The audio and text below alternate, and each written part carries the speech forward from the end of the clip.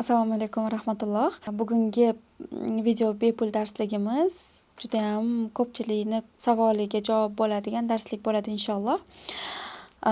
Va albatta darsligimiz Alloh roziligi uchun boshlashni niyat qildim. Ko'p ayollarda hozir dangasalik, ya'ni vaqtini besamar o'tkazayotganligi haqida qiynalish, ichki holatida qiynalish paydo bo'lgan. Mana shu holatni yaxshilash uchun bugun sizga bitta o'zim doim qo'llaydigan texnikani o'rgatmoqchiman. Bundan 3 yillar oldin o'sha yuridический institutda ishlaydigan paytimda man doim o'shandan boshlab qo'llab kelardim. Pomidor texnikasi. Bu texnikani menimcha ko'pchilik eshitgan va biladi. Ya'ni 30 ga 5 texnika hisoblanadi. 30 daqiqa ishlash, 5 daqiqa dam olish. Lekin men buni umuman boshqacha qilib qo'llayman. Ya'ni 30 daqiqa ishlash va 20 daqiqa dam olish. Qanaqa bo'ladi bu?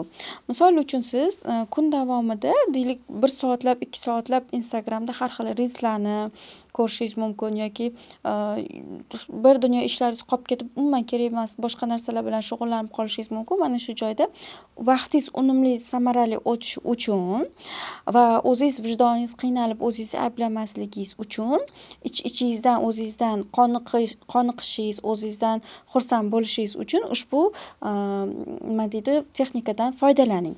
Masalan, men har doim telefonimni o'chiraman.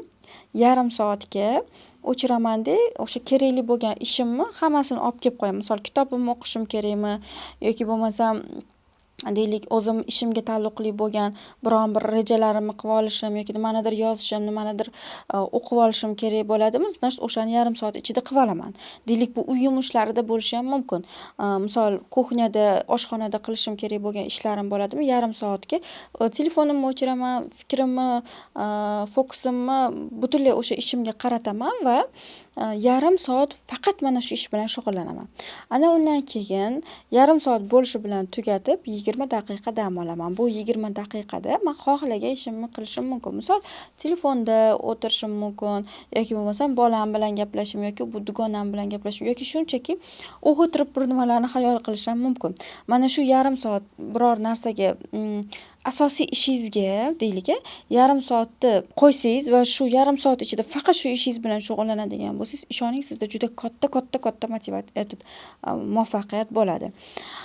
Va mana shu yarim soat ichida siz juda ko'p narsalarga ulgurganingizni o'zingiz bilmay qolasiz. Misol, kitob o'qishingiz kerak bo'lsa, kitob o'qish, shukronalik yozishingiz kerak bo'lsa, shukronalik yozish, deylik 10 daqiqa, 10 daqiqa. Deylik, misol uchun qanaqadir rejalaringizni qilib olishingiz kerak bo'lsa, rejalaringizni qilish, nimadir, misol, meni o'zimni faoliyatimdan kelib chiqib, ijtimoiy tarmoqlarda nimanidir yozishim kerak bo'lsa, yozib qo'yishim yoki komandam bilan nimanidir gaplashishim kerak bo'lsa, gaplashib qo'yishim yoki uyda dazmol qilishim kerak bo'lsa, dazmolimni qilishim. Xullas, mana shu paytda yarim soat ichida hamma kerakli bo'lgan ishlarimni qilib olaman. Ana undan keyin 20 daqiqa men bemalol dam olishimga o'zimga fursat beraman. Bilasizmi, inson agar o'zidan, o'zini xatti-harakatlaridan qoniqmaydigan bo'lsa, bu joyda bizning qalbimizda turlicha kasalliklar paydo bo'ladi. Ongimizda turlicha programmalar, ustanovkalar paydo bo'ladi va natijada bizning hayotimizda aynan mana shu programmalar prarabotka bo'lishi, ishlashi va hayotimizdan chiqib ketishi uchun turlicha sinovlar, qiyinchiliklar paydo bo'ladi. Misol, o'zidan deylik doim telefonda o'tiradigan yoki kunini taqsimlab, rejalashtirib ishlata olmaydigan inson o'zidan qoniqmaslikni paydo boshlaydi va qoniqmaslik kasalligi qalbida paydo bo'ladi. Deylik, solishtirish, norozilik, noshukurlik, umidsizlik, men qila olmayman deyish, kuchiga ishonmaslik, har xil kasalliklar qalbida paydo bo'ladi. Endi mana shu kasalliklar bizning hayotimizda natijasini ko'rsatishni boshlaydi. Ana shuning uchun ham o'zingizni ayblamasligingiz, o'zingizni boshqalar bilan solishtirmasligingiz, o'zingizdan o'zingiz qoniqishingiz uchun ham siz mana shu texnikadan, amaliyotdan albatta foydalanib ko'ring.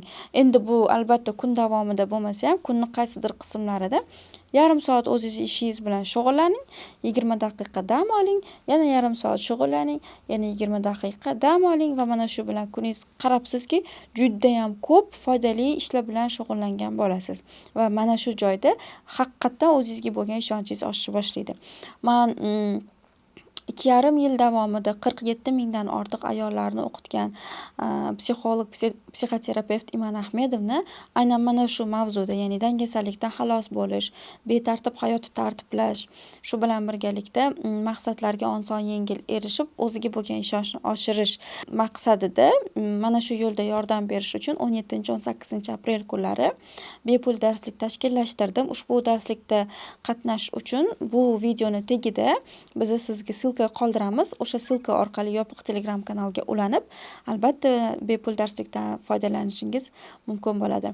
Agar sizga bugungi bepul darsligimiz ham foydali bo'lgan bo'lsa, albatta kommentariyada yozib qoldiring va sizga yana qanaqa darsliklar, qaysi mavzular qiziqligini yozsangiz, men albatta o'qiyman va shu bo'yicha yana darsliklar tashkillashtiraman. Xayr, salomat bo'ling.